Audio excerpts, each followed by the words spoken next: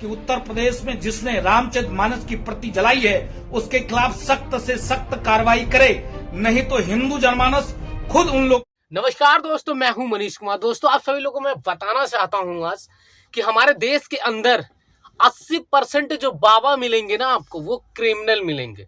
आपको बता दूं कि गधे को अगर शेर की खाल अगर पहना दिया जाए तो वो गधा ही कहलाएगा। तो ऐसे क्रिमिनल को अगर साधु के भेष में कर दिया जाए तो वो क्रिमिनल ही कहलाएगा।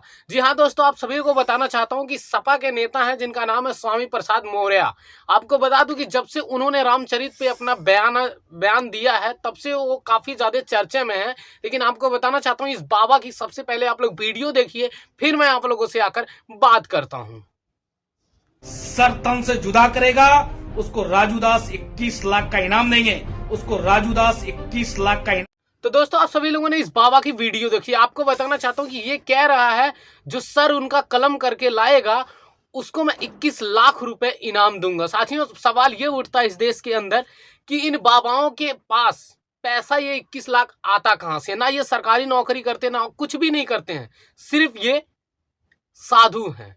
आपको बताना चाहता हूं कि जिस दिन हमारे देश के अंदर जो लोग हैं जो मंदिर और मस्जिद में जाके मंदिरों में जो चढ़ावा चढ़ाते हैं ना, जिस दिन चढ़ावा वो चढ़ाना बंद कर देंगे ना, उस दिन इनकी जुबान तो छोड़ दीजिए, इनके पिछवाड़े से भी आवाज नहीं आएगी।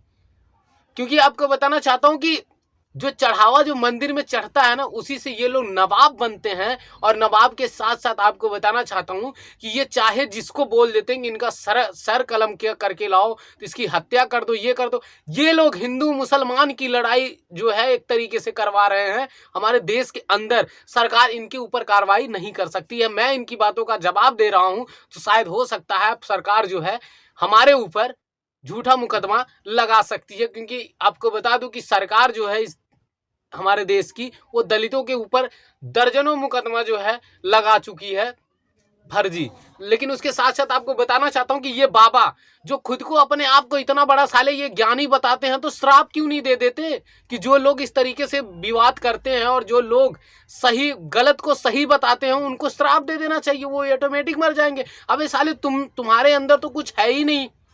तुम तो सिर्फ पाखंडवाद का सिर्फ चोला पहन रखे हो और चोला पहनकर अपना बिजनेस फैला रखे हो। उसके साथ साथ आपको बता दूं कि इन लोग की इसी चीजों से रोजी रोटी चल रही है। हमारे देश के, हमारे उत्तर प्रदेश के माननीय मुख्यमंत्री जी हैं, वो भी खुद को साधु बताते हैं, लेकिन वो देश के प्रदेश के हमारे वो मुख्यमंत्री हैं। लेकिन उसके साथ साथ आपको बता दूं कि वो भी एक तरीके से पाखंडवाद में फंसे हुए हैं। इसलिए पाखंडवाद में फंसे हुए हैं, वो कहते हैं कि हमारा जो देश है वो हिंदू राष्ट्र बनेगा।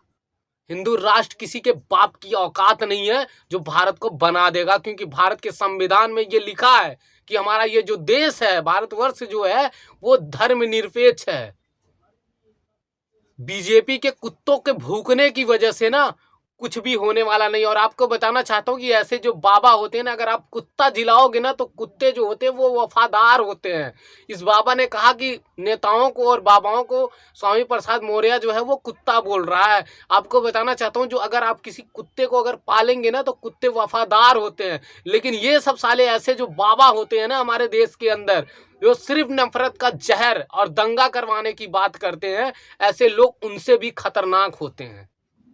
तो ये मैं आप लोगों से बात करने के लिए आया था साथियों कि किस तरीके से हमारे देश में जो बाबा हैं, ये लोग जो है आतंक फैला के रखे हैं। हमें पाकिस्तान से डर नहीं लगता। हमारे देश के जो ये बाबा हैं जो सिर्फ हिंदू और मुसलमान करवा कर ये सिर्फ नफरत का जहर बो रहे हैं। और तुमसे इतना तो जरूर कह देना चाहता हूं कि तुम लोग को शायद ये नहीं पता था कि जो चीजें मैं लिख रहा हूं आगे चल के ये गलत होगा।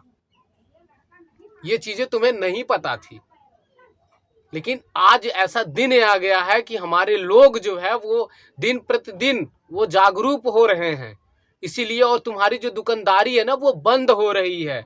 और जहां तुमने गलत लिखा है ना उस गलत पे हम लोग विरोध कर रहे हैं, तो तुम्हारे पिछवाड़े में आग लग रही है। और इस आग को, ये आग अभी तक नहीं ठंडी होगी। इसलिए नहीं ठंडी होगी क्योंकि अभी और सारी तुम लोग की जो गलतियां हैं वो अभी बाकी है, धीरे धीरे करके वो निकलेगी। और आपको बता दूं कि इस देश के अंदर जो बौद्ध धर्म है, हमारे बहुजन समाज के लोग जो है वो बौद्ध धर्म को फॉलो कर रहे हैं। उसके साथ साथ आपको बता दूं जो पाखंडवाद है उससे वो लोग मुक्त हो रहे हैं। इसीलिए और ये लोग चिंतित हैं कि हमारी दुकानदारी जो है दलितों से चलती थी, आज वो हमारी जो दुकानदारी है वो बंद हो रही है। तो आपको बता दूं कि कहीं ना कहीं ये लोग जो जिससे अपना रोजी रोटी चलाते थे, इनकी रोजी रोटी जो है वो बंद होने वाली है। और जो पाखंडवाद, जो नफरत फैलाते थे ये लोग, वो नफरत भी अब धीरे धीरे बंद हो रही है। क्योंकि हमारे देश के लोग जो है, मैं सिर्फ बहुजन समाज की नहीं बात कर रहा हूँ, मैं हर युवा की बात कर रहा हूँ कि हर कोई अब जागरूक हो रहा है। इस देश के अंदर कितनी बेरोजगारी है और कितनी महंगाई है, इस पे सवाल ये बाबा जो है वो कुत्तों की तरह नहीं भूकने आएंगे कि हमारे देश की सरकार क्या कर रही है। लेकिन अगर पाखंडवाद की बात आएगी ना, और कोई चीजें बात आएगी ना, तो ये लोग कुत्तों की तरह जरूर भूकना शुरू कर देंगे। तो साथियों, आप लोगों से विनम्र निवेदन करूंगा कि ऐसे बाबाओं के मंदिरों में जाकर चढ़ावा करना बंद कर दो, क्योंकि ये सब सिर्फ अपनी दुकानदारी चला रहे हैं। अब सोचिए 21 लाख रुपए इसके पास आया तो आया कहां से आया, इसकी जांच करवाइए आप लोग। लेकिन सरकार जो है इन्हीं के इशारों पे चलती है। हमारे देश के जो प्रधानमंत्री है ना, वो सिर्फ नारा देते हैं बेटी बचाओ बेटी पढ़ाओ, हमारा देश महान है। लेकिन ऐसा कुछ नहीं है साथियों, हमारा देश आज से नहीं आज से महान था। और एक बात को ये याद रख लेना कि हमारे देश के लोगों ने गोरों को भगा दिया, तो तुम तो साले काले अंग्रेज हो। आज नहीं तो कल तुम्हें भी भगा देगी इस देश की जनता, और तुम्हारी जो दुकानदारी है वो बंद कर देगी। तो आप सभी को मेरा जय भीम। अगर आप मेरे चैनल पे नए हो तो आप मेरे चैनल को जरूर सब्सक्राइब करो, लाइक करो, कमेंट करना ना भूलो।